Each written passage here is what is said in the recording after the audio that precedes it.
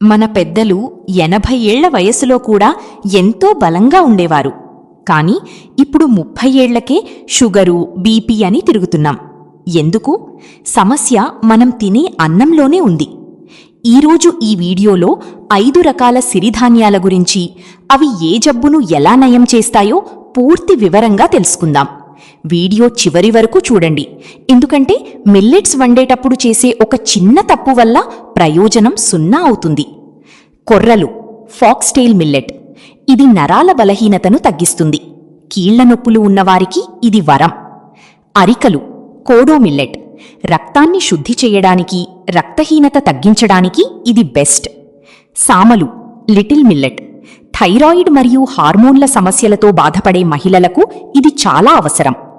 ఊదలు, బాన్యార్డ్ millet. Liver మరియు kidney సమస్యలు రాకుండా కాపాడుతుంది. అండుకొర్రలు, బ్రౌన్ టాప్ మిల్లెట్. క్యాన్సర్ వంటి వ్యాధులు రాకుండా రోగనిరోధక శక్తిని పెంచుతుంది. చాలామంది మిల్లెట్స్ను డైరెక్ట్గా వండేస్తారు. అది అస్సలు చేయకూడదు. మిల్లెట్స్లో ఉండే ఫైబర్ మన శరీరానికి అందాలి అంటే వాటిని కనీసం 6 నుండి 8 గంటల పాటు నానబెట్టాలి. అప్పుడే అందులో ఉన్న పోషకాలు మన శరీరానికి అందుతాయి. వండేటప్పుడు 1 కప్పు మిల్లెట్స్కు 3 కప్పుల నీరు పోసి వీలైతే మట్టి పాత్రలో వండండి. మీరు కేవలం 21 రోజులు, రోజుకు 1 పూట అన్నం మానేసి ఈ మిల్లెట్స్ తిని చూడండి. మీ షుగర్ లెవెల్స్ తగ్గడమే కాదు, మీ బరువు కూడా ఆటోమేటిక్గా తగ్గుతుంది. ఇది నా మాట కాదు, ప్రకృతి సిద్ధమైన నిజం.